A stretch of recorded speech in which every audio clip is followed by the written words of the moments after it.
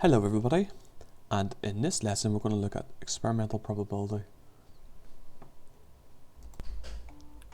What we're learning to do is experiment probabilities by collecting data from an experiment. So we're going to estimate probabilities by collecting data from an experiment. We need to do this if it's impossible to use theoretical probability. For example, if an experiment or some kind of trial or event is biased. Biased means when something is unfair. Have a go at the starter question where Ben puts numbers marked 1 to 5 into a box. They're all equal in size, so there's nothing biased about the question. Ben then chooses a card from a box. Find the probability that the number on the card is a 5, a 6, less than 4, an even number, and a prime number. Answer those questions now, pause the video, and hit resume when you're ready for the answers. The answers are a fifth, 0 out of 5 because there's no 6, less than 4 is 3/5, an even number is 2/5, and a prime number is 3/5, since 2, 3, and 5 are prime numbers. So that's 3 out of 5. What we need to understand is expected frequency. Expected frequency is the number of times a specific outcome is expected to occur when a probability experiment is repeated a number of times. For example, on a fair coin, you've got heads and tails. If you were to toss that coin 10 times, how many times would you expect it to land on heads? If you said 5, you've just worked out the expected frequency. If you toss it 20 times, you would say it's 10, it will land on heads. That's the expected frequency. If you did toss it 20 times. So that is what expected frequency is. Here's some discussion points for you to think of. If you roll the dice 6 times, how many times would you expect it to land on number 4? If you rolled it 30 times, how many times would you expect it to land on the number 4? Well, if you rolled it 6 times, you expect it to land on number 4 once, since there's 6 numbers on a dice. If you rolled it 30 times, you expect it to land on a 4 5 times, because there's 6 numbers on a dice. 30 divided by 6 gives you 5, so you expect it to land on a 4 5 times. Here's the formula to work out the expected frequency. What we're really doing is, to get the expected frequency, we get the probability and we multiply it by the number of trials. For example, if we're told that in a bag of marbles, the probability of getting a red marble is 2/5, how would you work out how many times you would pick out a red marble if you did the experiment 40 times? Okay, so what we do is, to get the expected frequency, we do 2/5 times 40. So to find a fraction amount, you will do 40 divided by 5, which is 8, and then 8 times 2, which is 16. So we'd expect to pick out the red marble 16 times if you did the experiment 40 times. So that's the expected frequency. What about this one? The probability of getting a 3 from a biased dice is 0.2. If you roll the dice 100 times, how many times would you expect it to land on the number 4? So we get to 0.2, and we times it by 100 times, since that's how many times we do the experiment. 0.2 times 100 would be 20 times. So you'd expect it to land on number 3 20 times.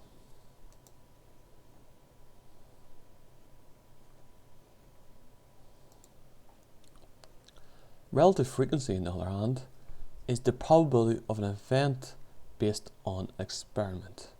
So it's the same as an experimental probability. That's what relative frequency is. So let's take a look at this. Carl tests a spinner. The table shows his results. So it lands on an 8. A red 8 times, a blue 14 times, a green 16 times, and a yellow 22 times. Is the spinner biased? Well, we need to look at the numbers to see if it is biased. Now, if you look at the red, so red, it lands it on 8 times, which is quite low compared to yellow, which is 22 times. So to me, that suggests that yes, it is biased. It's biased towards the yellow compared to the red, for example. In fact, it's biased towards yellow than every other colour on the spinner. So we can say that it has landed on yellow the most compared to the others by a large difference. Therefore, we can say the spinner is biased. Find the relative frequency for each colour. So, for red, we need to first of all work out what the total is, the total frequency. So the total frequency is 60. So the probability of getting a red will be 8 over 60. So that's the relative frequency. So for red, it's 8/60ths, which is 2/15ths when you simplify it down. For blue, that's 14/16ths, which is 7/30ths. And for green, 16/60ths, or 4/15ths. And for yellow, it's 22 over 60, or 11/15ths. You can also write these as decimals. So you can write 2/15ths as a decimal, or even as a percentage. You can write relative frequency 3 different ways: as a fraction, decimal, or percentage. Hence, how many blues would you expect the spinner to land? How many times would you expect the blue to appear if you spun it 240 times? So what we do is we get the expected frequency, we multiply the probability, 7/30ths, since that's the probability of getting a blue, times by 240, because that's how many times we spin it. And when we do that, we get 56. So we would expect it to land on the blue 56 times.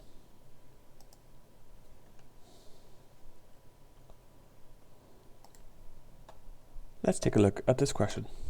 Harry is told that 30% of the bag of marbles contains red marbles, 50% green, and 20% blue marbles. Harry picks out 15 marbles at random.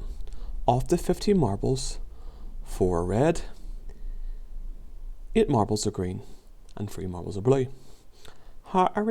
Should Harry agree with the percentages he has been told about the marbles? So, is it true that there is actually 30% red, 50% green, and 20% blue? Has he been told the truth? Well, by Harry doing an experiment, he can actually see whether it's true or not without actually looking in the bag. So, let's take a look. So he picks 15 marbles at random. So, let's work out the relative frequency for red. So for red, so the probability of getting a red would be 4 out of 15. Okay, now we need to change it to a percentage to compare. So to change that to a percentage, you would do 4 divided by 15 times 100. And that gets us 26.7%. So we're going to go to nearest whole number, 27%. Let's do it for blue, or green, since it's the next one, green. And it is 8 out of 15, which is, as a percentage, 8 divided by 15 and times by 100 gives us 53%. And then for blue, we have how many? We have 3 out of 15. So 3/15ths, which is 20%. So let's take a look how those compare. From the experiment we see that yes, 20% are blue, that matches up with that 20%, what Harry's been told. 53% are green, well that's close enough, and then 27% is close to the red, since this is red. So we can say yes, Harry has been told the right information.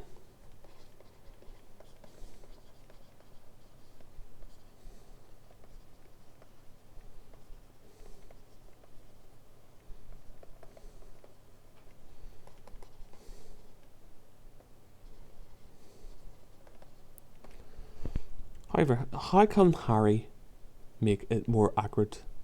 How can Harry further test this? Well, if he did the experiment more times, the more times he does the experiment, the more accurate his results will be, and then he can compare with what he's been told and be more reliable. Moving on then. What I'd like you to do is to complete an experiment where you toss a coin 20 times, record the outcome after each toss using a tally chart, use the template below to answer the questions. So here's the questions. Find the probability of getting a heads and a tails, and then work out the expected frequency. If you rolled it 40 times, how many times will it land on a head, and then write down if your coin's biased. If you have a dice, do experiment 2 as well.